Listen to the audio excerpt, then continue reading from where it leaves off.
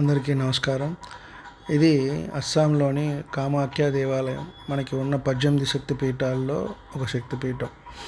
ఇక్కడ వివాహం కాని వారు, సంతానం కావాల్సిన వాళ్ళు అందరూ కూడా వచ్చి అమ్మవారి దర్శనం చేసుకోవటం ఎక్కువగా జరుగుతుంది. సంతానపరమైన సమస్యలకే ఇక్కడ ఎక్కువ. అలాగే వివాహం కాని వారు కూడా చేసుకుంటారు. ఈ శక్తిపీఠాన్ని దర్శించడం అనేది జీవితంలో ఒకసారైనా మంచిది. అలాగే 18 శక్తిపీఠాలు, 12 ద్వాదశ జ్యోతిర్లింగాలు కూడా. ఇక్కడ ఇంత ప్లాన్ చేసుకుని ముందు వెళ్ళినట్టయితే కొంత ఇబ్బంది లేకుండా ఉంటుంది. అలా వెళ్ళినట్టయితే కొంత ఇబ్బంది పడతారు.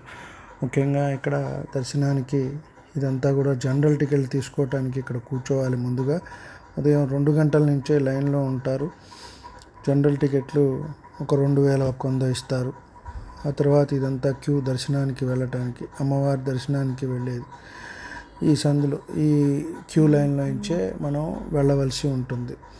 ప్రతిరోజు కూడా ఉదయం 8 గంటలకి ఇక్కడ అమ్మవారి బలి ఇచ్చిన తర్వాతనే ఇక్కడ దర్శనం అనేది మొదలు పెడతారు. జనరల్ దర్శనం వాళ్ళు 500 రూపాయలు, అలాగే వృద్ధులు, వికలాంగులు అందరూ కూడా ఈ క్యూ లైన్లో నుంచే వెళ్ళవలసి ఉంటుంది.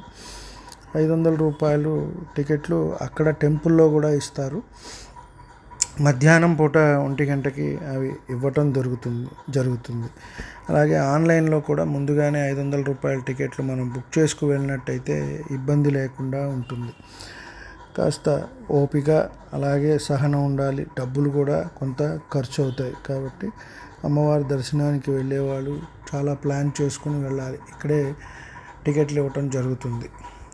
కాబట్టి అందరూ అమ్మవారిని దర్శించుకొని మీ ఇష్టకామ్యాలని తీర్చుకోవచ్చు.